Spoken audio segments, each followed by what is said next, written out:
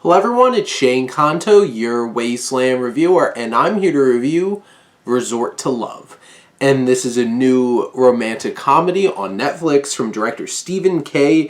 Tsuchida and starring Christina Milian, who plays Erica, who's a woman a year prior. Her fiance left her. Now the musical artist that she's working with throws out all their work, and her best friend gets her a job being a wedding singer at a resort, and it just so happens that her former fiancé is getting married, and she winds up becoming really close with the bride and hanging out with the party while also falling a little bit in love with the brother of her former fiancé. A lot going on. Seems kind of complicated. Let's talk about it.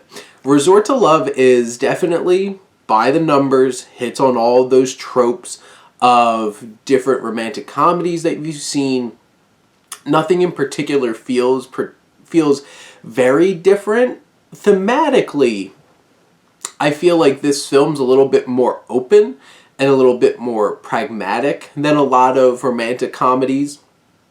I feel like there's a better sense of like sisterhood and genuine connection with other people that I appreciated about the film, a little bit at least.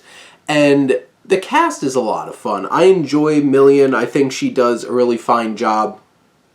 Tymberlee Hill plays her best friend.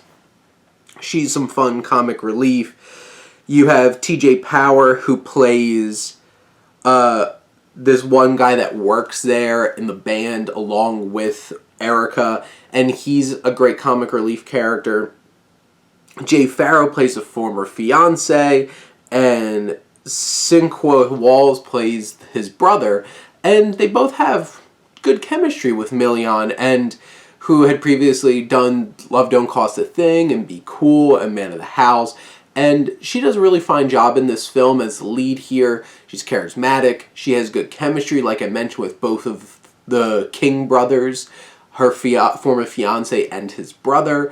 And honestly, I think one of the nicest things about the film is the relationship that she builds with Christiani Pitts, who plays Beverly, who is the new fiance.